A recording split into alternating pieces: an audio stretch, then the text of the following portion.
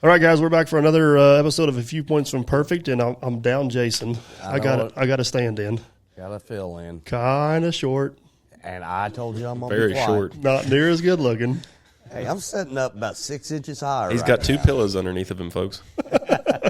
But we got a pretty cool guest this time, Matt from Diesel Creek. How you guys doing? Welcome. So hopefully you'll make up for his shortcomings. Maybe he should. I could take me off the knees and just add it to you. We'd both be even height.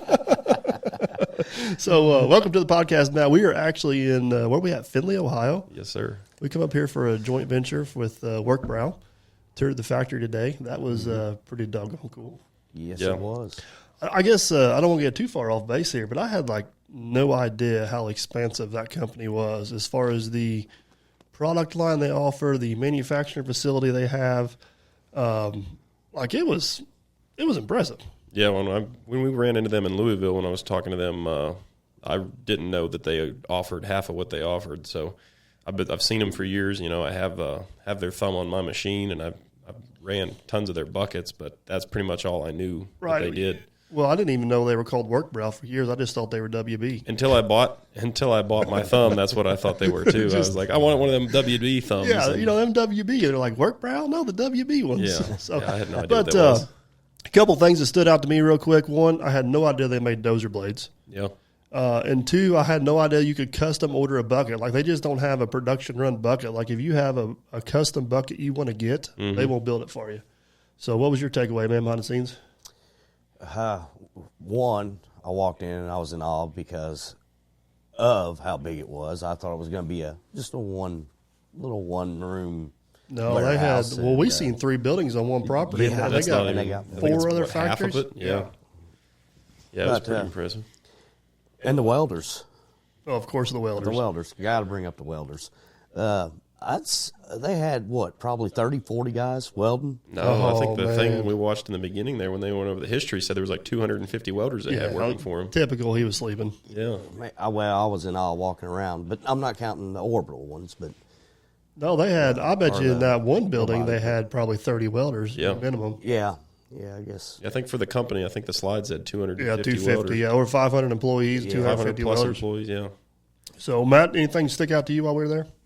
It seems like a good family-run company. That's what I like that's to see. A great they said point. they buy all their steel from the U.S., so that's a big selling feature to me. They make almost everything in-house, so that's a company that's all that goes through every step of the process. That's something that's important to me because they can support the whole thing. It's not you got to go buy this part from so and so. Right. No, that's a great point you brought up. Is they are a family-owned 4th-generation company. They're not bought out by some big conglomerate, and it shows walking through the factory. You can tell they're not a big corporate entity, even though they operate on a big corporate scale, I guess. It was definitely pretty cool. So not to get too far down that rabbit hole, Matt, first of all, welcome to the podcast. Glad to have you. For the people who don't know out there, you operate the YouTube channel Diesel Creek. Yes, sir. Also on other forms of social media, Facebook and Instagram. Yeah, when I choose to be, when I remember that I have them. So I guess let's go back way before YouTube, way before social media. You're a kid growing up in Pennsylvania. I mean, were you the guy? Were you the kid tinkering in the shop all the time? Are you playing sports or? My dad has his own business. He's been buying, selling, and wholesaling, leasing copy machines and related office products for. I want to say he's been in business 35 years now, Really? Something like that. Isn't it just crazy how people can find the most random niche and be super successful at it? Well, at the time when he started his business, he was one of the few people in the country doing what he was doing. So he was one of the top guys. And then I guess as the years progressed and the technology changed, the market shifted, and I think things went more towards leasing, and he stuck with wholesale. So he just kind of got lost in the crowd, I guess. But I mean, he's still holding his own. He's still doing what he does. It's just there's a lot more competition these days. Well, that industry changed tremendously. Oh, yeah. Tremendously. Yeah, so night and day. I mean, he was selling fax machines back in the day. That was a big market for him. And I remember when the pagers were huge. Like if you had a pager, you were He cool. he still services every once in a while typewriters Really? for companies that have the tape that goes into them and it hammers through the tape. Yeah. He still works on those things from time to time. There's local companies that still use those. I remember being a kid. My grandparents owned a large insurance firm, And Grandma used to always use one of those typewriters to type the addresses on letters. Every morning you'd go in there and you'd hear that. So I remember being a kid going into the insurance office and you'd hear those typewriters. Then fast forward 5 years, you'd hear the old IBM keyboards. And then fast forward a little bit longer and you hear everybody hitting touchscreens. You know what I mean? They're just completely off subject, though. And he keeps a lot of that old stuff he's got laying around. And I was looking through boxes the other day up there looking for something. And he has those old keyboards, and I found out that those IBM keyboards that you're talking that have that iconic sound, people pay big money for those. Really? Now. That's like a collector thing. Yeah. Because they have that sound and that tactile feedback. There's like a whole crowd out there that wants to buy those things up and save them and use them. You know, I remember growing up as a kid, we're showing our age here. I'm the oldest one out of the bunch, but we used to have a rotary phone on the wall. Oh, yeah. My parents still have one. Yeah, we went into a hotel room one time. They had a rotary phone on there. And my son looks at me like, what's this alien sitting on the countertop? What hotel did you go to that your son Well, was that's a whole nother podcast, Matt. Jesus. I'm not going to go down that hole. So I guess you had no interest going down the electronic repair? No, and he doesn't do. I mean, he does repair just out of necessity for his own stuff, but it was mainly like wholesale market, and it was just never anything I was interested in. Now, did you guys grow up in town? Grow up on a farm? Kind of. I wouldn't call it in town. It's a very small town. I think the town I'm from maybe has 8,000 or 10,000 people in the whole place, but it's spread out across a pretty good ways to have that many people. And not to get into great details, but you're basically in eastern or western Pennsylvania, I guess, which is a lot of rural area. Yeah, I'm like 10 minutes from Weirton, West Virginia, so I actually went to high school in West Virginia. That's how close we are. Even though you live in PA. Yes. But no, he would work on cars, and he would fix the mower or something if he had to, and he did mechanical work when he was a kid. His dad was a mechanic, and so, we didn't really focus on that or anything. It was just whatever. We'd fix, like, brakes, stuff out of necessity. Gotcha. But I don't know. I was in kindergarten. The very first thing I ever fixed, I was our kindergarten. We had a ton of, like, the toys that were, like, you played with during the day or whatever. And there was a little plastic cordless drill and, like, a little cash register that had the plastic coins that you'd stick in. Little tyke stuff. Yeah. So we had those things, and they didn't work. And I don't even know how old you are in preschool, but I was young. And I told the teacher, I'm going to take these things home and fix them. And she was like, okay, sure you are. And I took them home, and I tore them apart, and I fixed them. And nobody helped me. And I remember taking them back. I don't know if it was the next day or a couple days later or something. And I took them back, and the lady's like, oh, yeah, you fixed these. And she looked at my mom like, oh, you guys helped him fix these. And she's like, he did that entirely on his own. He just took screwdrivers and did it. It was just like, I think the cash register had a big eraser stuck in it or something. It was stupid, but it was the point that I did do it on my own. And at that age, just getting it apart and back together is a feat in itself. Yeah, I still have problems with that. We'll get to this later, but some people who watch your channel may agree with you on that. So, so fast forward, and you said you went to school in West Virginia? Yeah, I went to high school in West Virginia, 4 years of Catholic school there, but they didn't. I wanted to do like a VOTEC program or like a welding program or something, and the state offered them, but because I was an out-of-state resident, I couldn't go. And PA offered them, but because I was going to school out of state, I couldn't go. So I got 22 both ways. I got screwed out of that from both ends, and ended up after high school, I went to CCAC, which is our community college. It's one county over from me, and they had a really nice weld department. Gotcha. And ended up doing that. I got a weld certificate, but I enjoyed doing it. I was pretty good at it. I went from somebody that like barely graduated high school, not because I'm dumb. I just don't care. I'm the kid that stares out the window. Well, that was my next question. You kind of sound like a little bit about me in high school. I was if it was something I was interested in, I'd put my heart and soul into it. Learn and do a good job. But if it's something I wasn't interested in, I just did the absolute bare minimum to get by. So, like Matt in high school, did you play any sports? No. I played t-ball when I was a kid, and I think I played soccer for a season after that, and it's never been my thing. So I'm assuming favorite subjects were probably science and shop class? I didn't even have a shop class. Really? Yeah, Catholic school, they didn't have that stuff. It was all college prep courses. So, like, how many people were in your graduating class? Like, how big? 35. 35, so that's... And I don't remember half of them. No offense to any of you guys that might be listening. It was just 4 years I blocked out of my mind. Yeah. I've talked about this quite a bit on the podcast, but my high school experience was horrible. They were really pushing four-year colleges back then, and I was were when I graduated. And I was really pushing against it, and I was pretty much told I was an idiot. And I had my life planned out more than most people did, and I just couldn't get out of there fast enough. It was. I want to say I had my life planned out, but it was more like I thought I had my life planned out because I sure didn't see myself ending up where I'm at. Right, This is right.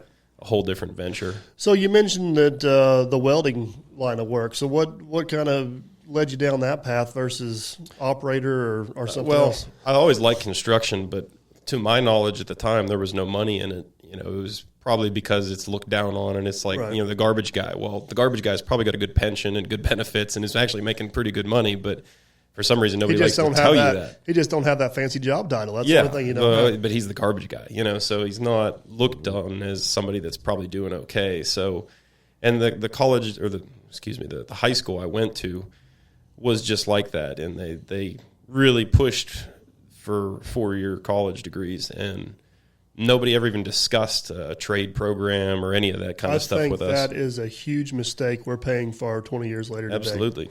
Yeah, we just touring the work brow factory today. Skilled workers. Yeah, they can't get them. They said they'd hire 50 of them right now today. Mm-hmm. Yeah, what did he say? They could grow 30 to 40% this year if they could get the staff to do it.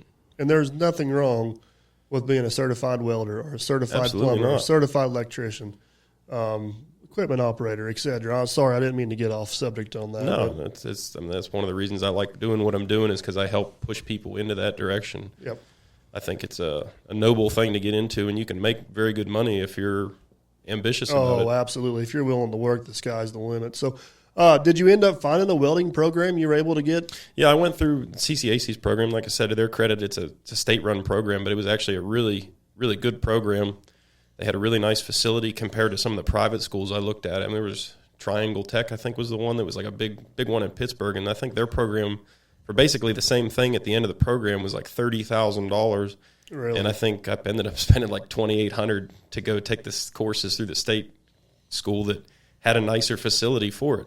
Right. So that's another negative thing. Like you say, I went to the community college, and it's, we're sorry about that. Yeah, exactly. It's not, it was better. Like there was no downside, and to my knowledge.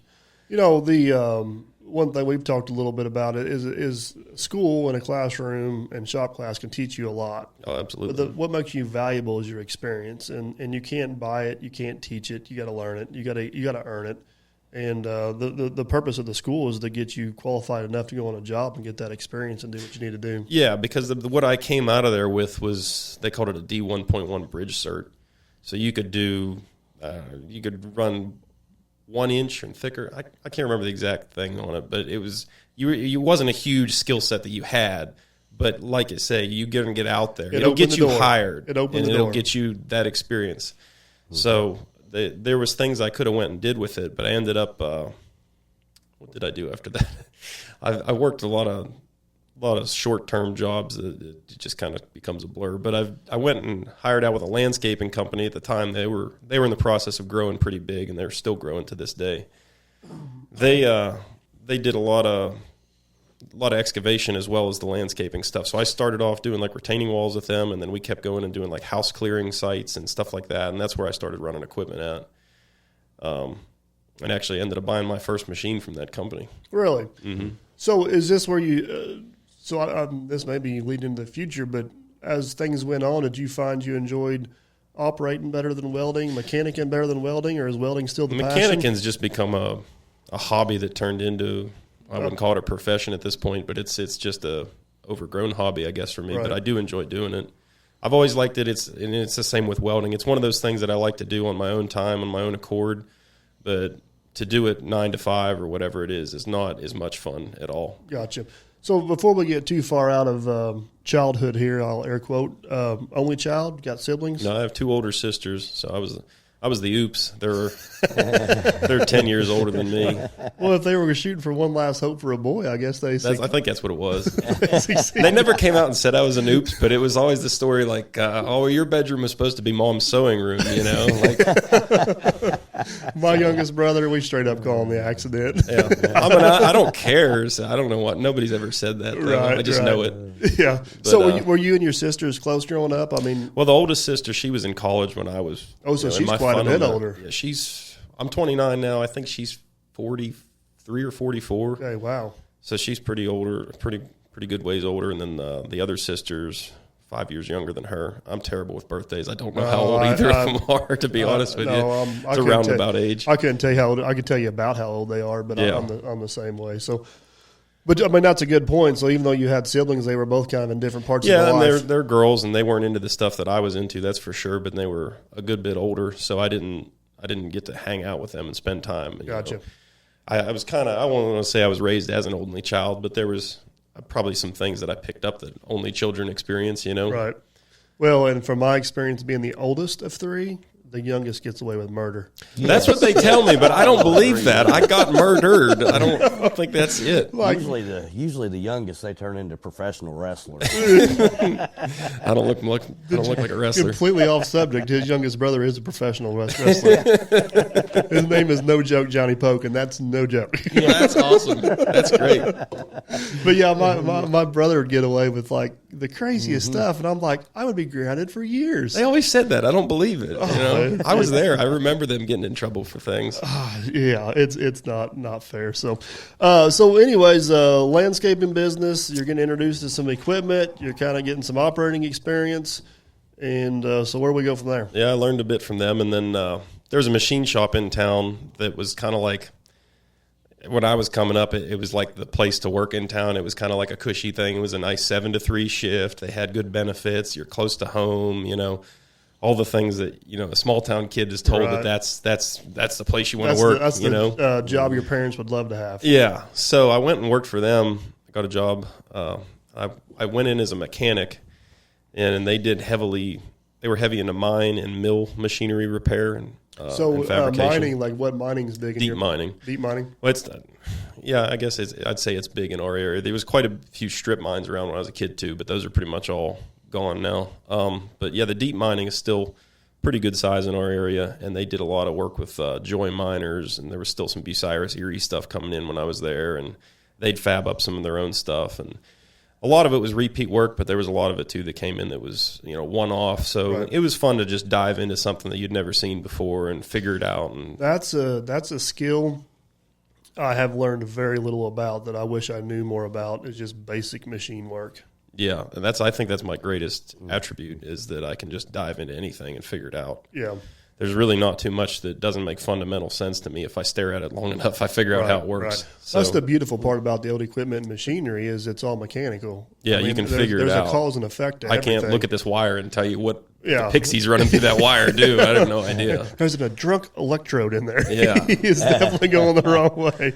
But no, I kind of envy you a little bit on that. I wish I would have picked up some, which I still have time to pick up some machining experience in my life, obviously, but that's one thing. I've got a lathe in the shop now, and it's bad news. Yeah, well, I mean, you're getting a little bit better. I can at least produce usable parts. So I went in as a mechanic there, and that was the thing after, there was some slow time. We didn't have a lot of mechanical work going on.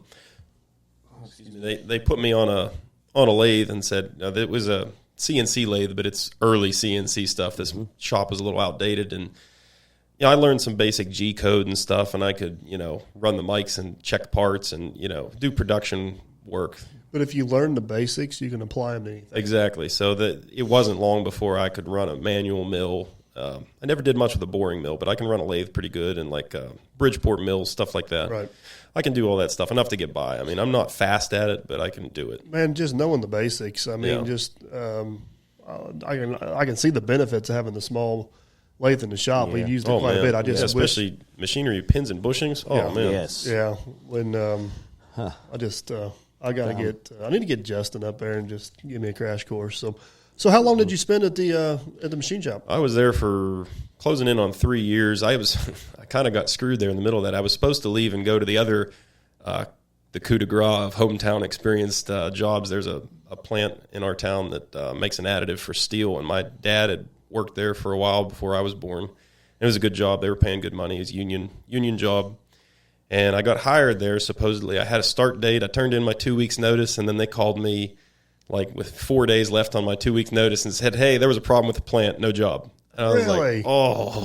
So there I go with a walk of shame back up to the office begging for my job, And I'm guessing they were probably glad to have you back, though. Yeah, actually, they were not upset about it at all, and they did a lot of work for that plant, so I don't know if whatever happened there, but but I was just kind of in a rut at that place. I mean, there was a lot of poor morale there. I mean, looking back, it was a good place to work if you depending on who you are and how ambitious you are. That was a good place to work. But I was ambitious, and I didn't want to just sit there in one place. And I don't like working inside. I was staring out the door all day, every day, and just saying, man, I'd like to be outside. Time for a change. So, like you said, time for a change. So where did life take you after that? One of the other guys I was working with there got a job at a transformer factory about 30 minutes from home. So I was branching out a little bit. I was getting out of my hometown. And so they were making good money, again, union shop. And so I said, I applied there, got in over there, and went to work there for 6 months building those big transformers, like the ones you see that get hauled on rail cars or like the super loads. And it was another cool job. It's just cool to get that diversified experience and see big fabrication jobs. I mean, and I kind of have some of the knowledge. That's when we were at WorkBrow today, seeing some of that stuff is just reminding me of how they did stuff there. Big facility, swing shift. It was a cool job. But it opened the door, I guess, or the doors opened for me. I ended up getting in. A cousin of mine was a boss on a road work outfit and got me into the laborers union. So I jumped ship again. And so approximately about how old were you when you got into the laborers union? 22, 23, something like that. And for people that aren't fully familiar with unions, if you can get in that young, you can make a pretty good living. Oh, yeah. It's a good route to go. And anybody that is interested in construction, I encourage it. I'm not saying it's the end-all, be-all. There's always that age-old argument of which is better. But well, we've had very diverse conversations about it on this trip, and we all agree there's pros and cons to both. And absolutely. It kind of depends on the situation a little bit. Aaron's obviously a union boilermaker. You're, I guess technically, we'll get into it later, still could be a union employee if you wanted to be. So you've accomplished the goal of getting outside. I don't know a whole lot of laborers that work inside much. No, and the laborers union was really cool because they do a lot of different stuff. I mean, if there wasn't good paying highway work or building trades or pipeline work, there was you can go down to the convention center in Pittsburgh and empty trash cans if you want to. Yeah, I don't know if you can describe this pretty well, but I've been the boss on a lot of big union jobs, and everybody thinks of a laborer as the guy that runs over, gets a 2x4 and brings it to you. Sometimes, but I mean, a lot of times you have responsibilities. But there's a lot more to that job than just being the grunt on the job. Yeah. I mean, it's not a glorious title. It's just like the garbage guy, right? I think the title degrades the job a little bit. I think the laborers don't get the credit they should in a lot of applications. Yeah. I think laborers are worth more than operators in certain situations. Yeah. I mean, because like a laborer, like I have worked for the laborers too. I put a year in with the laborers, kind of help a couple buddies out. But as part of being a laborer, you're shooting all the grade. You're laying all the pipe. There's a lot that lays on your shoulder. I know the operator's digging it and getting it as close as he can, but when it comes back, filling the laborers, they're the ones actually laying everything in and getting the actual final grade in it. Yeah. So. Yeah, I didn't realize that either until I actually did it. Yeah, I just think about all the stadium jobs we've done and all the different positions we've had laborers in. And a lot of times they're a lot more universal than a technical carpenter on a job like that. And I've seen them out on road jobs like what you're talking about. I just want to make sure we give them a fair shake that there's a lot more. Oh, absolutely. And I'll tell you what, the laborers, I just went and bought myself medical insurance. Nobody has better insurance than the laborers union did. I actually was talking to the insurance lady that was giving our quotes for us, and I told her I used to have good insurance through the union, and I said I had like a $30 hospitalization copay or whatever. She said, "Oh, you worked for the laborers union." I didn't say where I was from. I just said that's what I had. She knew exactly what she one said. It was. That's the only anybody that has anything that's that cheap. So there's a lot of pros to working for those guys. So I know, like Aaron, for example, he applied to 5 different unions. The Boilermakers were the first one that took his dumb butt. So. They jumped on me real quick. Should have held out. The best of the best. They got lucky. So in your scenario, like, did you go to the laborers, or is that where the opportunity was at? Or well, see, I kind of got, I don't know if you want to call it backdoored in, because the company that my cousin worked for was hiring me directly rather than me going and applying to the union and then working through the union. I got hired to the company, and that made me a union employee. So I kind of got lucky there, but from there it opened the door to other work. So, I was doing a lot of concrete work. It was highway work, so I poured thousands and thousands of yards of concrete, redoing roads and all that kind of stuff. Learned a lot of good, valuable skills along the way. Now, eventually you ended up in the operators, correct? Yeah, that was always my dream. I really loved running equipment. Growing up, my uncle had his own construction outfit. He had like 25, 30 guys working for him at one point. And over the years, as I was getting older, his company, he was just weaseling out of it, and he was in the operators by the time I was old enough to work or know any better. Right. He was in the operators himself. And I've just always loved construction equipment. I've always been the kid in the sandbox with the Tonka toys, so I wanted to run the real thing. And, being in the laborers and sitting there looking at myself in the ditch covered in mud and the rain going, oh, it'd be nice to be in that heated cab right now, So, I mean, I think it's a good place to start. I don't think that, there's nothing wrong with retiring from the laborers either, but I think that it's a natural progression that's kind of where you move to. You're either going to go to management or you're going to go to the operators or one of the more skilled trades, because there's financial incentives, not to mention it's easier on you. I think, your path is kind of similar to mine. I always had intentions of being out on my own, but the experience and the values I learned working for other people in different positions, I still apply to stuff I do today. So, I mean, I wouldn't do anything different because working those jobs, you learned more. You don't realize how much you learn until later in life. Is that a fair statement? Oh, absolutely. There's stuff that I still apply from the machine shop job every day when I'm working on stuff that I learned there. And at the time you're working at the machine shop, you're like, this is almost useless knowledge. But here you are, 17. I didn't think it was useless because I was still tinkering on stuff at that point. Let me rephrase that. You didn't realize the importance of it. Yeah. There's stuff that I took for granted that I learned there that I'm educating people that are 3 times my age sometimes. I'm doing stuff, I don't know, washing something with a torch or basic mechanical stuff to me that I don't think anything about, that they're like, oh, that's a really good idea. And I'm like, well, I've been doing this since I was 17, Yeah, I think that may be one of the reasons why both of us have some success on YouTube too, is I know like watching aviation videos, people that are really into aviation stuff, like the bare basics, they just assume we know, and we don't. And I always apply that to my dirt channel. Like I may do something that may be the most basic thing ever, but somebody that don't know anything about the dirt industry may not realize what I'm talking about. Absolutely. So sometimes I feel like an idiot explaining something basic, but then you get all the comments and people appreciate you actually taking the time to explain that. Yeah. Yeah, I try to do the same thing, and dumb it down enough. You do a pretty good job of that as well. So I should backtrack a little bit. So back when I was working at the machine shop, that's when I bought my own machine. I bought a skid loader. I bought an S185 from that landscape company I'd worked at prior. And I bought it first just for my own play toy. I tried to justify it and say I was going to do some work with it. But I just wanted it really bad is what it was. And they made me a fair deal on it. And I had a motocross track at the time, so that was my thing. Like, I'm just going to build this track up. It's going to be great. And, I'll make some money with it on the side. Well, I was driving a Ford Ranger. I didn't have a way to haul this thing. It was the skid loader weighed more than my whole truck. So I did use it for working on the track, and I soon found out that wasn't the ideal machine to be cutting up hills and doing all kind of major dirt work with. But I did what it needed to do, and I did try to do some little bit of side jobs here and there. But then as time went on, I made the next jump to that transformer factory. I bought a trailer, and I bought a truck too by the time I left the machine shop. So it's still the truck I'm driving to this day, actually.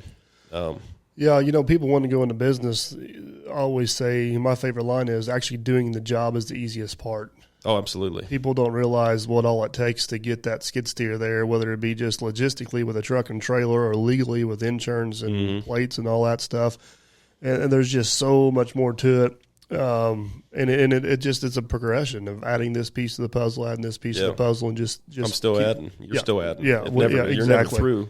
You get one and you're thinking, all right, and then 3 days later you're like, man, if I had that now. If I had a Mini to go with this skid steer, I'd be in business. And then if I buy a bigger skid steer, I need a bigger truck, then I need a bigger trailer. It spirals out of control very quickly. Next thing you know, you got an 850J with wide pads and a transformer ripper on the back. Yeah. That's exactly it. So the operators union, how long did you spend there? Cool jobs? I mean, well, from the laborers first, I ended up weaseling myself into a pipeline position. I got into pipeline construction, and I found that was what I was looking for. I didn't realize that I liked road work. It was okay, but it was very labor intensive. Just getting beat on by the sun. It's very stressful because you got the pressure of the traffic and the deadlines and everything. Yeah, I didn't realize how much I hated working around the traffic. Yeah. Just the noise alone when you're trying to work all day and you just got this I mean, just that alone bothers me a lot. But it wasn't bad, and I'm not going to knock it. I've done more of it since then. But I got onto a pipeline job just by accident. That's just they called me out of the hall to go do that because I was laid off from the company I had gotten hired from originally. And in union terms, layoff isn't like a bad thing. Like, it's a lot of people. You tell them, "Oh, I got laid off," and they're like, "Oh, I'm so sorry." Like it's kind of the way the union operates. It's a normal thing in union, But so I got onto a pipeline job, and I was just a grunt. I was carrying skids, they call them. And when I got hired on the pipeline, I thought a skid was like a pallet, which is what I think most people think a skid is. But it's like a 4x6 piece of oak that's 3 or 4 foot long, and basically, I was just hucking these skids around all day, carrying them. And it was work. I was running, but it was fun. I was out in the woods. And at the time, the industry was more like, you got away with a lot more. There was like some cowboy stuff still going on out there. And that's what I liked. It was fast paced, and it made the day go by really fast. A little bit more of the Wild Wild West. Yeah, that's the last frontier for the safety industry. But it was still, within reason. But Right. I got in doing that, and then out of the crew that I was working on, I got selected to be the swamper, they call it.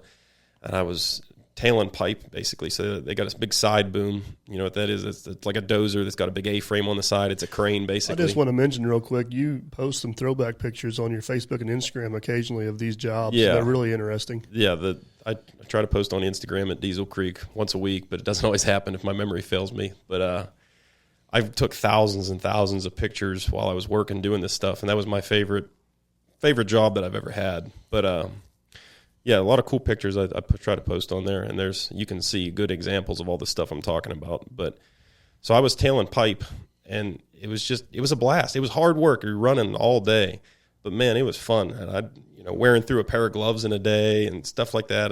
But it was just outside. I was in the woods, for the most part, and had a good time doing it. So I tried to stay in doing that. After that, I told the union that I was the jobs I was looking for. And the very next job I went to, I worked as a laborer again for a little while, but then got a call into the office, and I thought I was in trouble for something, getting called in the office. That's not good. But here they offered me a job as a straw boss, so I ended up working for this guy and that whole job, and we were in charge of the right-of-way crew, it's called. So basically we have the most of the dirt-moving equipment on the whole job, where they're going through after the clearing. Pipeline's a big moving assembly line, so it starts with the survey crew goes through, and they survey out the whole line, and they mark it off with stakes, and then the clearing crew comes through. They clear all the timber off of it and all the brush and stumps and everything, and then they come through, locate everything, and then we'd come through with the right-of-way crew, and we would be a typical crew for us had anywhere from 5 or 6 D8s. Our biggest crew that we had was, I think we had 10 dozers at one time, 10 D8s, and a couple finished 6s. And 5 or 6 Cat 336s, a couple 349s. Big crew, a lot of iron. That's just one crew out of a job with 2,000 people on it.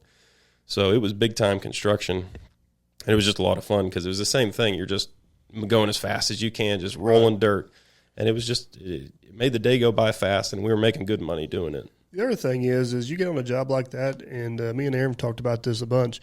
If you enjoy the people you work with, it's not work, no matter what you're doing. Mm-hmm. It would never seem like work to me. It was like a big family. Right. Even though these guys were guys that would come and go because that's just the way the union is. Like, so-and-so got a better offer in Oklahoma. Well, he drug up and he's gone. I knew the guy for 2 weeks, but we hung out, and it was like we known each other forever. And that's just the way that camaraderie was out there. And it was a lot of fun. So how long I'm assuming this was an oil or gas pipeline? Yeah, it was all, for the most part, natural gas, but they did run other chemicals and stuff through them too, some of the ones we did. But there was a big boom going on in my part of the country for a while then. So up in western Pennsylvania, Washington County was the natural gas capital of the country for a short time. It's still a big part of our industry right now. But, there was no pipelines in that part of the country, or at least very few. Right. So there was a big boom for probably 10 years. They did a lot of pipeline work in my area. And I kind of caught the end of it, really, is what I did. But I traveled around for a little bit doing that. And sounds like an absolutely awesome experience. It was something I never saw myself getting into. And back in high school, if you'd have told me I was going to do pipeline construction, I didn't even know what that was. I was like, oh, okay. And some people still think pipeline, like the guys on the side of the road putting in the little distribution lines, and it's not that. I was dealing with 24-inch, 36-inch, 42-inch pipe. Some big lines. But it was a heck of a lot of fun. Now, them like you do these pipelines like this, and we got what we call the pipeliners. They got their own rig, their own setup and everything. Now, they make really good money, don't they? Absolutely. I mean, if that's coming in, you bring your own welder, you bring everything. Yeah, they get rig pay, they get good money, great benefits. I looked into it. I looked into doing that, just set my own rig up and going out and running, because I heard that they bring home the money. And I thought, man, maybe that's what I need to do. But then I found Dirt Perfect. He pays better than $7.98. He would never survive on the road without a babysitter. Especially surrounded by people just like him. Yeah, exactly. They're their own worst demise. I've seen it happen. It's not going to be good. So, well, in the midst of all this, Matt, somewhere in all this craziness, you decided to start a YouTube channel.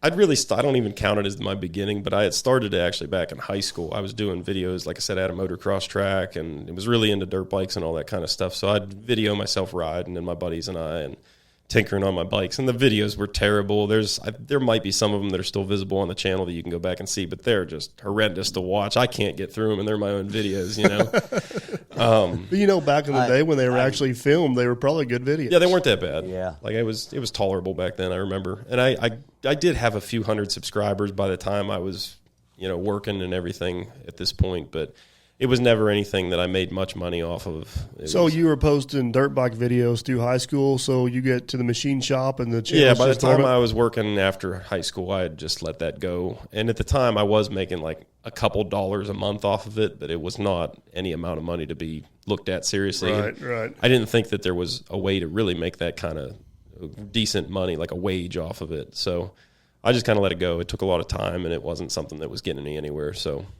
at some point, you decided to revive this thing. And, midway, I'd probably say the whole time I was pipelining, I took all these, like the pictures you're seeing. I also took videos the whole time and saved them because, company policies, you're not allowed to post these pictures. Are you just recording with your phone at this point? Yeah, just little stuff, cool stuff I'd see happening. Like my favorite thing that we did, we were building bridges. So after we'd cut all this dirt and make the grade flat for the whole job, at the creek crossings, you'd have to build usually mat bridges, but some of these big spans that we'd get to, they would use rail cars for bridges. So they'd basically just take a rail car like you'd see it on the line, knock the wheels off of it, and make the edges so you could drive right onto it, and we'd set them across these big ravines or whatever it were. There's no plan. There's no specific way to do this. It's just get it done. Figure it out. So we had D8s on, and you can go back on the channel and watch this, but we had a D8 on each side of this big, huge ravine and a 90-foot rail car to get across this chasm. Well, how do you do it? Because it's a steep hill. You can't put a hoe down there and lift up the end of it and drag it over. You can't even reach it, let alone lift it.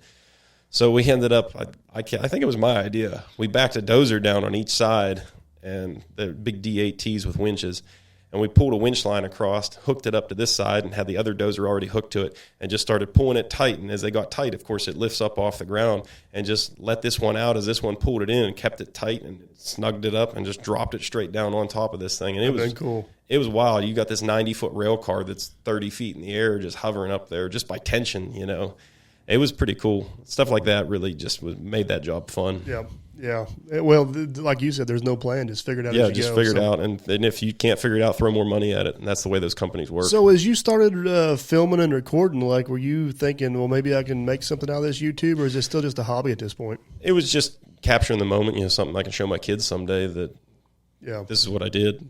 But, I guess at the end of one of the last big jobs that I was bossing on, I decided I was going to throw this stuff into a YouTube video because I still had this channel, and I thought it'd be cool just to share with the pipeliner guys. I thought they'd share it around and get a kick out of it or whatever. So I did. I put it together and put it out. And I don't know, it didn't really do much. It just my buddies shared it around, and it was what it was. But, it reminded me of doing all those videos I used to do. So I started I had all this machinery at this point. Along the way I had acquired a dump truck, an excavator, and I don't even know what else by this point, but I had been doing side work here and there on the side. So I said, well, I do that stuff in my off time, and pipeline is feast and famine. You might work 6-8 months, a year straight, but then when the job's done, see you. That's it. If you might have another job lined up to go to, but not all the time. So I got laid off, and So I started doing some more side work and recording it and working on my own stuff and recording it. And it just, I decided I was going to stick with it because I saw there was people out there that were doing all that same stuff and making good money in it. You know, Let's Dig being one of those guys. So it seemed like something a good time to do. I enjoy doing it, documenting what I'm doing. So I think that's, we've been, I guess you want to go seriously doing YouTube for about the same time now, 2018-ish. yeah. And even going back now and looking at the jobs I did 3-4 years ago, it's just cool to have that documentation. Mm-hmm. And I think it's going to be really cool one day, to your point, whenever the kids are old enough to go back and look at that and kind of see what you're doing, because them videos are a whole lot better than any photo album I've ever looked at. That, and like you watch the Betacam footage from somebody that grew up in the 90s and their home videos, you know, even if they documented the work they were doing, it's cool you can see some of it, but it's not really watchable. It's hard you know, to follow, so to sit here and edit stuff together and actually make it a viewable experience is a lot easier to go back and get your kids to look at it, right, you know, right. take an interest. So obviously at some point you've got an immensely successful channel. So at some point this thing had to kind of catch fire a little bit and start taking off. Yeah, that was COVID. By this point, I was into the operators union, and I was working on a road work job when COVID hit, and I was loading 374, loading rock trucks all day. And it was an okay job. It was close to home, you know, paying operator scale, so it was decent money, but it wasn't pipeline work, and it wasn't something I was really passionate about. It was just work. And I was still making videos and posting them, but it's hard to do when I'm working a full-time job. Especially on a consistent schedule. Yeah, I mean, that was a slow job for me, working 50 hours a week. You know, people think 40 hours a week's a full-time job. That's like part-time to me. I know all about that. I don't think that's a full-time job at all. Well, yeah, in the construction industry, it's like you said, you work when you can. The weather's right, the conditions are right, the permits are good, you got to go. Working pipeline, that was always bid for 610s. Now, that doesn't mean you're going to work 610s. That means that's the contract. You have to work that minimum. Mm-hmm. And pipeline's got like these unspoken rules where you're going to work the overtime. You're going to work the overtime. We're going to get somebody else to replace you. Right. So usually, you know, and especially me bossing, I had 2 extra hours a day coming in earlier and leaving late. You know, I was the first one there, last one to leave. So I had 2 extra hours a day already. So however many hours that adds up to in a week. And then a lot of times we'd pick up Sunday, or we'd work overtime, you know, work till 7, 8 o'clock whenever it was getting dark. And then we'd call it a day. So COVID hits. You got a little bit more time to. I keep backtracking. No, you're fine. You're fine. But COVID hits. You got more time to focus on the videos now. Yeah. So I was working a road work job, still posting videos. They laid us off because of COVID. You know, they shut the world down, and so I had nothing to do but work on all these projects that I've acquired over the years, all my machinery and everything. So I just had the time. So I just kept filming more and editing more and putting more out. Of course, everybody's stuck at home, so they're watching YouTube, I imagine. And by this point, I had already had the video of my auto car kind of went, I guess it went viral. I mean, I would say it went viral. I mean, it got over 1 million views in a pretty short period of time. Yeah. Well, it was up for a while. That was the weirdest thing. That was the only video I've had that went viral after it was posted for a while. Really? That one was up for probably 6 months or so. And then took off. Yeah. Maybe even a year. But anyway, so it took off, and so I saw that it was happening. I saw that I had this flame going. So I just kept throwing fuel to the fire. And I remember being at work one day. This was right before COVID. I remember checking my phone. Every hour I had another 1,000 subscribers. It was nuts. I was just like, this is crazy. I'm like calling my friends in the machine. I'm like, are you seeing this? You know? And so yeah, I just kept fueling the flames. And then when COVID hit, it just kept going. Right. And I just kept feeding it. Now it's slowed down to a manageable pace, of course. But. So would you consider the auto car your first big break, or the Orange Crush your first big break? Auto car was definitely the first big break. That got me to my 1,000 subscribers and 4,000 watch hours, and then some.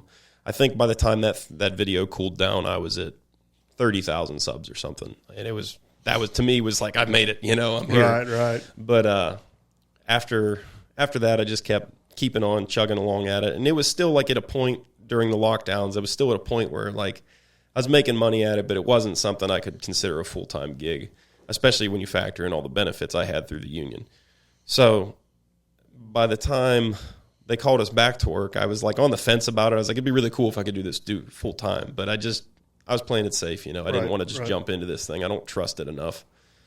So I went back to work for a little while, and then they ran into more snags on that job, and they laid us off again. And by this time, it had kept growing this whole time, and the money was getting to where I was like, you know what, I could keep pushing this and do better than I am working. So when they called me to come back again, I'm like, no. You made the I'm good. You made the leap. I have a hard time making the leap. I mean, I mean, I know you still have the option to go back to the union, but you would consider yourself a full-time YouTuber now. Yeah, for sure. That's what it says on my W-2 from last year's YouTuber. I just that's hard. That's a hard one for me to make. I don't know. I don't blame you. I mean, it's scary to me. The only reason I think I probably did it was because I have that security. You got that I safety can just net. call the union and say, hey, I need work. And they say, okay. And then a couple days later, I'll have a job. Yeah, I mean, I don't mind disclosing that I probably make enough on YouTube to where I can make a very comfortable living doing that. Sure, it's I'm just sure you more do. of a, not a conspiracy theorist, nothing like that, but I can control my excavating business 100%. I cannot control YouTube. That's true. I'm not a control freak, but I hate being dependent on something I can't control. And the flip side of that is I do enjoy what I do. Sure. And So- what content would you have if you didn't do it? Right. So I don't know. Maybe one day I'll get there, but I don't. I've said for a long time that YouTube's my hobby. I want to keep it my hobby, and there's times like today setting up all this podcast stuff. I'm like, what am I doing? Is this really worth it? Yeah, is it really worth it? I think Mr. Works a lot. Just sit there and watch him. Yeah, I think Mr. Works a lot owes you a big thank you. yeah, I agree 100%. So But I mean, I guess that's a good point to bring up too. Is YouTube? If you want to get into it, I have a lot of people ask me all the time. You know, how do I get started? This is going to be great. I'm going to make all this money. Don't go into it with that mindset at all. You might not make anything for a long time. no, and if you're just strictly doing YouTube for money, I think it comes across on the channel, and I think you're gonna have a whole lot harder time being successful. Absolutely. Me personally, I did YouTube for a hobby, something to kill time, something to document my life. And at the end of the day, I needed to make just enough money to justify my time. Yeah, that's kind of where I was at for a long time with it. If I could justify my time doing it, I have a hobby that cancels itself out, I was content with it. Now, since then, it's obviously grown into quite a bit more than that, and I'm thankful for that. But like I said, I just have a hard time making that leap to full-time YouTuber. Go ahead.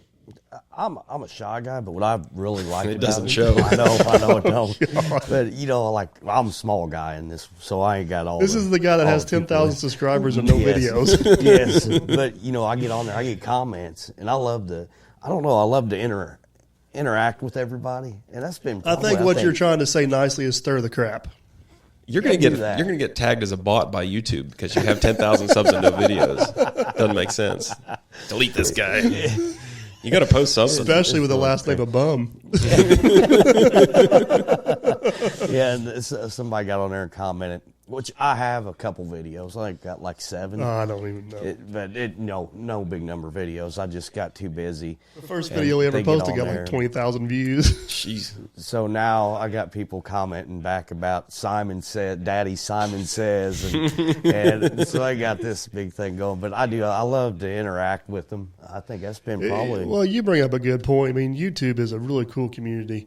it is. Yeah. I think Jason and a lot of other people have said that YouTube does a good job of aligning like-minded people. So a lot of times if people show up on your channel and your comments, you got something in common with them. Mm-hmm. And we've both met a lot of cool people, got a lot of cool Tons of great experience- people. cool experiences, and And then the only reason we're sitting here right now is because of YouTube. yeah. And honestly, I mean, I'd say this: I wouldn't give up all the money because I need to justify my time, but I mean, I would cherish the relationships and the experiences over the money. Yeah, I mean, even just having those experiences, if you were in the industry, meeting all these people, you Yes. could do so much with that and branch out and get other things out of it other than just the money from YouTube. And I get the same question a lot of times. Well, how do I get started in YouTube? And my answer is usually pretty simple. It's free to start. All you need is an iPhone and an email address. Post a few videos, see how it goes, see if you like it.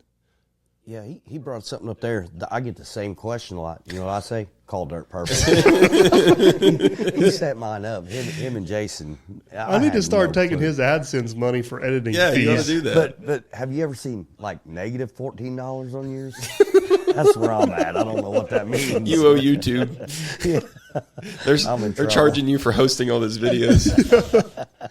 But my only advice is if you do start a YouTube channel, don't do it for 2 weeks and say this is not going to work. Like you need to do it for at least 6 months. I suggest a year consistently. That was and then make a decision whether it's going to work or not. Yeah, I watched videos when I first decided that I was going to push my channel and try to get it back to monetization status. Just like you said, just to cover the cost of doing it, just to justify it.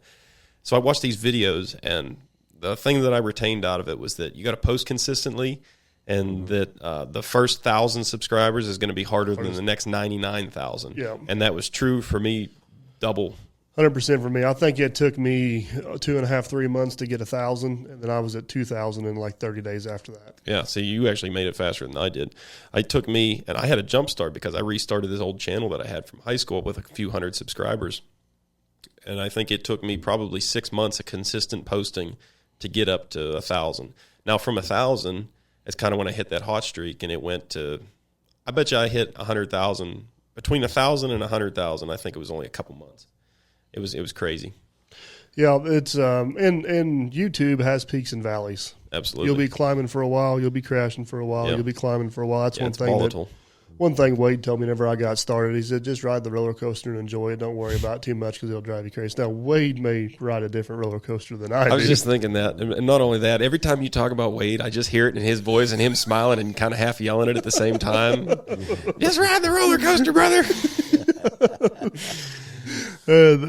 Yeah, Wade's. Remind me off camera to tell you about Wade and the Hyundai guys. Oh, man. This sounds like a good one. It's a good one for sure. You were up there for that one after the Excavator Challenge game. For those of you watching, he told me a great story earlier about Wade in a tux on the way to a wedding, and an alternator went out, and he's hollering in and out of a parts store about the V6 in this van. If you know Logger Wade, this is a good story. I think we actually covered that in the podcast with Logger Wade. But not to get off subject real quick, me and Wade went to the Chipper guy's wedding. We're coming through Columbus, Indiana, and the alternator goes out in the minivan we're driving. So we pull into AutoZone. I'm underneath the hood of the minivan. Wade's standing in the door of AutoZone. And we're both in tuxes? We weren't in tuxes. We had dress pants, suit, and tie. The story's way better in my mind if Wade's in a full tux with a boutonniere on. Just pretend tux. Wade's in the door, and he's like, 4-cylinder or 6-cylinder, Mikey? I'm like 6, and he turns to the counter guy, it's a 6, buddy. And then this goes on for like 6 or 8 questions. We're drawing a crowd at this point. Somebody recognizes Wade from Axeman, and he's like, I'll be with you in a minute. Hold on. And then he's like, he's got one that we need the core, Mikey. I'm like, it's coming, Wade. So then we leave, and he's like, we ain't going to make it. He wanted to go to Walmart, buy a battery-powered leaf blower so we'd have a turbo to get this thing to Michigan in time. I'm like, Wade, man. You know what I picture there? You know, you bring up the tux, but what I picture is when that movie Step Brothers, when they're going for their job interviews. It looked just dressed just like that. Yes. Yeah, for sure. Oh, it was. We had a good time. We made it with 5 minutes to spare. Wade's like, I'm going to bust in there and object. I'm like, let's just find the right place first. Like, just 4 minutes more than you needed, right? So back to the YouTube channel, Matt. So going forward, I mean, YouTube is from our end of stuff is it's a wild ride. You get the people that love the channel. You get the people that comment on the channel that you can't do anything right. So, one question I always ask you guys, everybody does it different. Like, how do you deal with all the negative comments and the negative stuff? It's really situational for me because there's some people that I feel like they're making a comment and they're being genuine about it. They're like really don't understand why I'm doing it, or they genuinely think I'm just the stupidest person they've ever seen in the world. And I think 90% of the time when it comes down to it is that they don't pay attention to what I'm saying in the video. Right. A lot of times I explain exactly why I'm doing it just the way I'm doing it. And one that pops up, I have this video where I'm building my driveway out at my farm. And the ideal situation when you're dumping rock out of a truck is that you tailgate it out, of course. But in the situation, the ground is really wet. Reverse gear in my truck's pretty tall. So you're either going to go forward through all this stuff. You're just going to mess up all the underlayment paper I have, the road fabrics. You're going to drive over that and just completely destroy it because you're going to be making all these deep ruts. Plus, then you're going to be ruining your grade with all these deep ruts. The reverse option is you spin the truck around and back and tailgate going backwards. Well, again, reverse is tall in my truck. I'm spreading number 4s about a foot thick. It doesn't like reverse, it's hard to do. So I just dump the rock out. It's faster and easier to just spread it with the machine. And I get comments and I discussed that in the video. I said, I can't do this because of X, Y, Z. And I get comments on that video still to this day, probably several times a week. You're stupid. You should have just reverse dumped the truck and it would have been so much faster. Okay. Yeah. Ironically, I got the similar situation with millings on my driveway. You can't spread millings, so they got big chunks on them. No, it just messes up the tail. And it's so much easier just to run them out. But, my take on it is pretty simple. Like, those guys that have those strong opinions, I gave you a 5-minute clip out of a 12-hour day. There's no way you have enough information to even have that much of an opinion. You know what I mean? Yeah, you can't form an opinion based on this video. And to your point, some people, like, you can tell by the way they type and comment they have a genuine understanding of what you did, and they may have a legitimate point even though they're rude about it. Mm-hmm. And other people you can just tell are just trying to aggravate you. It's just cheap entertainment for me. Like, I almost respond to every one of them, and I have fun with it. Yeah, I love to respond to the comments, and I wish I had more time to keep doing it. When the channel was smaller, it was manageable. I responded to like 99% of the comments, and the ones that are really rude, I just let them go, because what they don't realize is that they're helping me anyways. Yes, they're exactly. triggering the algorithm. I have this guy, and I hope he's listening right now. This guy's name, I didn't tell you because I don't think it's a real name. His name's like Damien something, and he comments, or at least he did, on every single video. All right. And I like this guy because he would just tear me up and down and rip me a new one through and through. But he would rip me up and down, and all the while talking about things that were clear at the end of a 40-minute video. And he'd sometimes post multiple comments about it. So he's not only watching the whole video every time I post, he's also leaving multiple comments. You know what that's really good for? Yeah, the YouTube algorithm. Yeah, exactly. So I don't care, buddy. Come on. Yeah. And then one day I just thought it was funny at this point because it's clockwork. He just, does this. So it doesn't bother me at all, but I just pinned it just to see what would happen and see if anybody would attack this guy. He deleted them within a minute. I mean, they were gone. So I thought that was pretty funny. But yeah, sometimes there are people who will run to my defense and explain to people X, Y, Z. But for the most part, if they're negative and I feel like they're just trying to just run me down, excuse me, I just ignore them. It's not worth my time. I got some friends in the YouTube world, and they get a negative comment, like they lose sleep over it. Yeah. And I'm like, guys, like, have some confidence in what you do. Like, I know in that situation we made the best decisions possible for ourselves and the customers. I have no doubt about that one bit. These guys on YouTube don't have enough information or knowledge to even have that strong opinion and move on. So. Mm-hmm. But, like I got the 850J has an empty fire extinguisher bracket in the back. I leave it in there because it drives comments. Yeah. And they say, you need to really put a fire extinguisher in that bracket. And I'm like, plan worked perfect, thanks.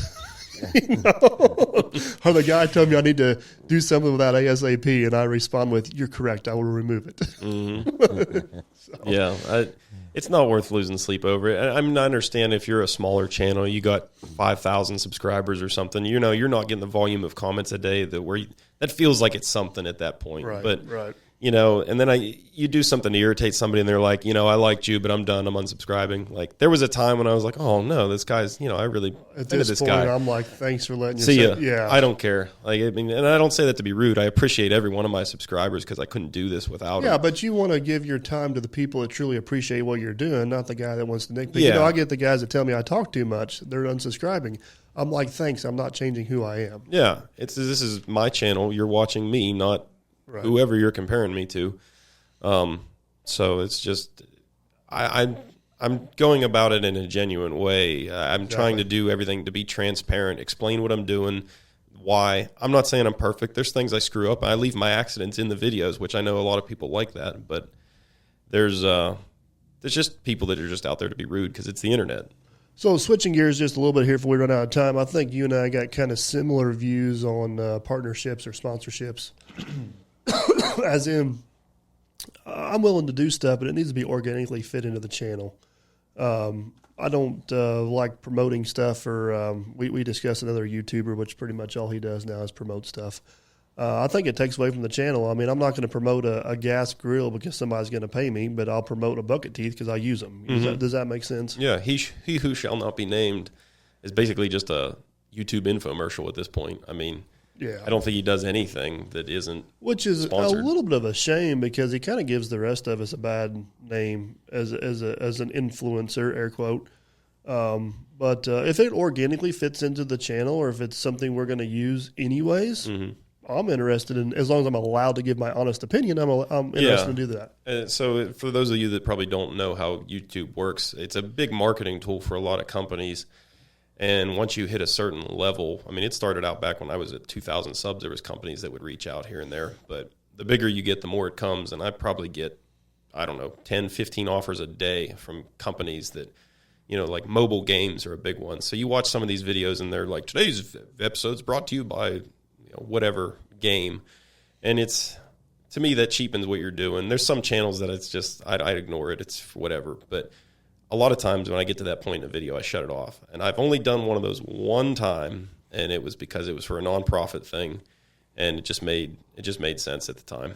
But for the most part, unless it ties directly into the channel, and really is something like you said, I can give an honest opinion about, and something I can stand behind, I don't want to touch it. Yep. And everybody wants free stuff. Who isn't going to want to take the free tool set that they're going to offer you? Right. But if it's a cheap piece of junk and I can't say, hey, well, they gave me this, but it's a cheap piece of junk. If I can't say that, then I don't want it. And it's just not worth my time. So wrapping up here a little bit, a couple things I want to hit on. You are the master of unfinished projects. I just want to mention that I have one. Can there be a master of unfinished I projects? just want to mention, this is going to be a win for me. I've got one unfinished project in my arsenal, Lieutenant Dan. You have multiple unfinished projects. Well, we discussed it earlier off camera. It spiraled out of control, because of YouTube. I would have never had this many projects if it weren't for YouTube. It provided opportunities. It's good content, yeah. And the nice thing about it is that they pay for themselves as I do this stuff, so that's good. But it started out, honestly, I always wanted that auto car. My grandfather drove that same truck, not that same exact truck, but the same model. It's identical. So I always grew up seeing pictures of him, so I wanted that truck. So I found the truck, bought the truck, and I wasn't planning on working on it till I was 40. I was planning on being retired. I just found this truck, and they're hard to find, so I figured I'd buy it. Yeah, latch onto it while you can. Yeah. So, but YouTube, exploded, and they're all just beating the door. You got to finish this truck. I didn't even start on it yet. This is a big undertaking. So that's kind of like a long-term project. That's going to be the longest-term project on the channel. And then there's ones that have come up in the meantime that are more achievable with my means that I have now. So for those of you that don't know, I'm actually getting a real shop built this year, which is pretty exciting. That's where I was going to kind of lead into here in a little bit is, where do you see yourself in 5 years? I know you're in the process of building a shop, which is going to be a huge step for you. I know you just got married. Congratulations. And I know you on future homestead. So, what if you had a crystal ball? And I'm assuming you're still going to be doing YouTube, still doing the projects. As long as I'm able to, yeah, I'm going to keep rowing the boat the same direction. I like what I'm doing. I like where I'm going. It's just one of those things that we discussed earlier. YouTube, I have good feelings about it, but you never know. I never can trust it. So hopefully, I'm still just on the same course. We actually had an in-depth conversation, and I don't know how you'd even gauge this. Is YouTube on the way up? Is YouTube on the way down? Is YouTube plateaued? I don't think it's on the way down. I think it's getting close to the peak, and it's going to plateau for a while. Is my opinion, but it's just an observation for myself. Depending on who you listen to, who you talk to, ratings and major network television is all down right now. It's all, CNN's ratings are in the toilet. Somebody told me, I don't know if it's true, I don't look at the ratings, but somebody told me that I was getting more views than CNN does. And honestly, it really wouldn't surprise me, knocking down a few million views a month. Easy. I was looking to listen to some of I listened to a guy on YouTube, and he does the TV ratings on NASCAR events. Mm-hmm. And there was a few NASCAR Cup races that I got more views in that week than what they did. And I'm like, holy cow, it really puts it in perspective and if you're an advertiser going towards that group, it's like, wow. Yeah, where's your money doing more at? Yeah, exactly. And they can pay me $2,000 to do something, I'm random number, considerably less than the millions they're paying to be on that Cup car. That's what I was just going to say. I've never once looked at a NASCAR car and think, I got to buy M&Ms. Right. This guy's got them on his hood. I got to buy M&Ms. But if somebody sees a flashlight on your channel and they actually use it, there's a high the concentrated audience. There's a higher probability they may be absolutely. And and it's a real review. If you see it on my channel, it's because I actually like this thing. Like, Right. I started off with Olight. I've promoted for them a few times, and I probably wouldn't have done it if it weren't for YouTube because they are expensive flashlights. So they sent me a couple, said, here, try these things out. And there wasn't even I think I got like a 2% sales commission or something. I really wasn't in it for the sales commission. I was in it just for the free flashlights. Sure, I'll try them out. But I wasn't going to put them on there if they weren't any good. Right. So I did try them out for a while before I put them on the channel. And you know what? I fell in love with them. I use those things every day. There's 4 or 5 of them in my truck. I use them all the time. So I don't feel bad promoting their stuff because it's a good product. So do you still thoroughly enjoy doing YouTube? Yeah, absolutely. I mean, it's a dream job. In my case, in your case too, you're getting paid to work on your own stuff at home. I mean, in my case, I'm at home. 90% of my videos are me working on my own projects. What's better than that? So somebody in my position, I don't think it could get any better. I enjoy doing it. It's stressful at times because people don't understand the amount of work that does go into the filming, the editing, you know, trying to get things up at a consistent rate. I hold myself to deadlines because if I don't, I'll just slack off and never do it. Yeah, it's I've been very cautious with my YouTube not to turn it into a job. Like, I'm afraid if I turn it into a job, I go full board anything. So I think it's nice to have my real job to offset my time to keep me going that. But we have fun with it. It's a fun little community. It's a fun the subscribers. I mean, they're 99.9% of them are absolutely awesome. Oh, absolutely. I've met a lot of great people. I have guys that comment on every single video that I put out consistently. I know them. I recognize them. You know.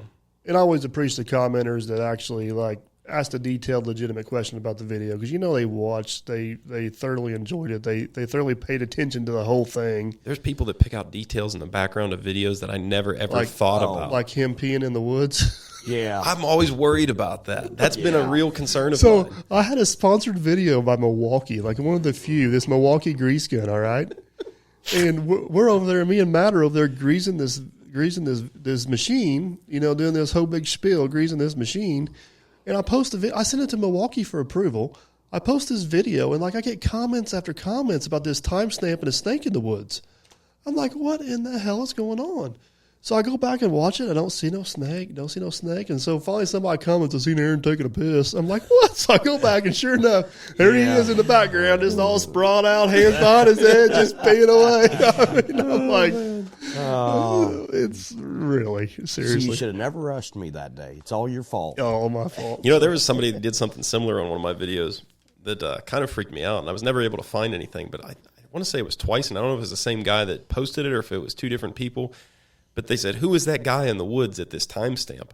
And I'm out there at the farm working by myself in a big patch of woods. Right. So the idea that somebody could be out there looking over my shoulder is a little eerie. Yeah, and it's not unfathomable because I'm making loud noise and focusing on what I'm doing. I'm not sitting there looking around like I'm got the light tower deer, running. Right. Yeah, there's a lot of noise going on. I'm not paying attention. So somebody commented who's that guy at 554 or something, and I'm back there scrolling through the video. I'm making my wife watch. I'm like, do you see this person? Because I want to know who it is. If there's somebody out there in the video, they're on my property, and I got to know about that. And that's one of the things that kind of scares me about YouTube is getting into this spotlight to where people find you. I mean, people track me down. People have tracked my parents down, called their house phone, and it's like, I understand everybody wants to meet their person that they like, they enjoy. And there's a line where you just wish people wouldn't cross. I'm very fortunate in that, as in we own the Derby Market, which is a public place that people come looking for me, and everything else I film a lot at my house, but that location's somewhat private. With you don't have a public general. No. People traveling through my area can stop at the Derby Market, and they may or may not see me. They can get ice cream. If they don't, they go on their way, which anybody that's done that, thank you. But there's been a few of them that comment, found you on Google Earth or something that's a little bit like that crossed the line. Yeah. And I think 99% of them are harmless, and it's like people are just genuinely curious about where you're at, and they just want to see what it looks like on the satellite image and stuff like that. Because I've been there with creators where I'm just like, I've watched enough of their videos to say, well, he never shows the whole place or gives a full tour. I'd like to see what this really looks like, but I'm never going so far as to spending 6 hours on Google Earth dragging around and trying to find it. You know, one thing I always am a little cautious to let people know is, you know, everything you see done on our channels, we do ourselves. We don't have a film crew following us around. It's a pretty low budget, that's an understatement. You know what I mean? Like, Yeah. you get these people comment about video quality or audio quality or this, that, and the other. And I'm like, like I'm doing this as I'm doing my job. Mm-hmm. Kind of be thankful you got what you got at some point. And I think a lot of people appreciate the little less unedited, unproduction. Well, that opposite of reality TV, I guess is what I'm trying to ties say. back into one of my points where I like doing YouTube and I like watching YouTube for the reason that I do not like overproduced reality TV. It's not reality in the least bit. There's scripts to those shows, in case you guys don't know. There's shows like Gold Rush and you know, I'm not running those shows down. They are what they are, but it's not what I want to watch. And I know that there's a lot of other people that feel the same way. So leaving my mistakes in there, you know, true reality. Yeah, that's what I know there's a market for. There's a lot of people that do enjoy that. So that's what I want to appeal to. You know, one of the most common comments we get, the people that do come visit us or find us, is they're like, wow, you're the exact same guys we see on YouTube. Yeah. And my response to that is, I'm not good enough to be an actor. Yeah. I mean, like, it is what it is, you know. The only person that's not the same on YouTube as he is in real life is Wade, and that's because what you see on YouTube is actually the toned down version. Yeah. So I want to say I'm the same person overall, but add a few more cuss words in, and then dial back the energy a little bit. Like, you got to keep, like, it seems like energetic channels do better, and that's where, I mean, I am genuinely excited, but I'm never that guy that's like, woohoo, you know, running around. Like, if I get a Christmas present, I'm really excited about it. I'm like, oh, that's cool. Thanks a lot. You know, that's it. That's as excited as I get normally. And my dad started watching my channel after I'd been doing it for a year or two.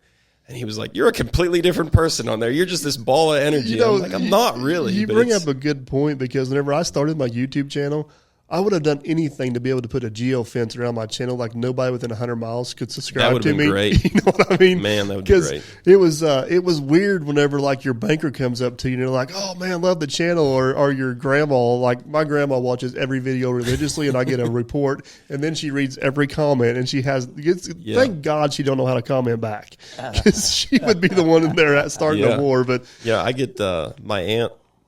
She watches every single video now, and she's watching them on her iPad, and she's got nothing better to do at this point. Yeah, so if I miss a video posting, she'll call me, where's the video at? You know, when I see her, she's roasting me about it. You know, kind of now I've gotten used to it, but it was really weird whenever local people or people you knew, like, started coming up to you talking about your videos. It's one of those things that as time's gone on, I've gotten a lot more comfortable talking about it, but, like, I don't like to tell people I'm a YouTuber, because you're going to get these people that are younger usually that are like, oh, that's really cool, and, like, make a fuss over you, which I'm not about that. Or there's the people that are older typically, and they're like, you do what? Yeah. Like, you post videos on the internet. What get a job, man. One of the craziest experiences I had was with the first meet and greet I ever did. I probably had like 8 or 9,000 subscribers. It was at the Hoosier Hardwood Festival in Cloverdale, Indiana. And the two biggest fans that showed up that day, one was a 65-year-old man, and the other one was a 9-year-old girl. And it was like, it was eye-opening that the wide variety of audience that you were able to capture. And one was just as excited to meet me as the other one was. It was really cool. So YouTube demographics are cool to look at, just to see where you're really reaching out to and the age groups that you're appealing to and all that stuff. It's been a eye-opening experience, like you said. It has been. Well, Matt, we're going to have to wrap this up. I mean, congratulations on an immensely successful channel. It's all luck. It's well, there may be some luck involved, but I'm a firm believer. I think I was listening to an Aaron Witt podcast that good content takes care of itself. That's true. Yeah, you can put all the proof on you want to on stuff, but if it's good content, it takes care of itself. I'm a firm believer in that. The good content will take care of itself, and you guys got a lot of awesome content, and I'm sure there's a lot more of it to come. And one day it'll be finished. But I appreciate you taking the time to sit down and chat with us. And appreciate you guys wanting to interview me. Hey, anytime. And one of these days, you've been to Derby, you've seen the dirt perfect compound. I need to get up and check out what you got going on, and come check out the Diesel Creek. One thing we didn't cover in this is one, how you got your name. We'll save that for another podcast. You can do that. And two, your passion for the old equipment. I think we could almost do a whole podcast on that. Probably, yeah. Because I share a lot of that same passion. I'm just not able to quite do it to the extent you are. Could. You're choosing not to. You could be saving things from the scrapyard right now. I have. don't want to go over there. I have saved. I love the scrapyard. I've saved Oh, a I few do too. things from the scrapyard. He throws stuff away, and I'm pulling it back out. That's my dad. I'm If I still- throw it away, though, it's junk. Like, it's junk. I'm still mad at you Exactly. for one thing. You should have bought that Euclid dozer I'd kick myself for that. I really do. But, or Terex dozer. I'm sorry, well, yeah, same thing. same thing. But I'm going to have one of those one of these days. Them You got to things- come up to that Steam show and check out that I'm coming. TC24. Yeah, I'm. You said sometime in May. Yeah, I'll get back to anybody that watches my channel. I know I cover the Steam show, pretty local to me. So we're going to try and get a couple YouTubers up there Yep. this year. Check things out. As long as something catastrophic don't happen, I'm in. And I'm actually taking a trip with Chris Let's Dig here in a couple of weeks. I'll tell him I'll kidnap him if I have to. I'll go get him. So, but well, Matt, man, thanks for your time. Like I said, congratulations on the channel, all the success. I couldn't be happier for you. appreciate It's it. just Same to you. nice to see good things happen to good people. Same to you. And man behind the scenes, I'm not for sure where to follow that up with. Yeah, I don't know what you're really riding on coattails here. You got to get some of your own platform, buddy. I'm ready. You know how many people would love to have 10,000 subscribers? Yeah. And this guy gets them by accident Yeah. with the last name of Bum. Boom. We had it in the live feed. It was boom. They admit it. All right, guys. Thanks for listening. Thanks to Matt, and we shall catch you guys on the next one.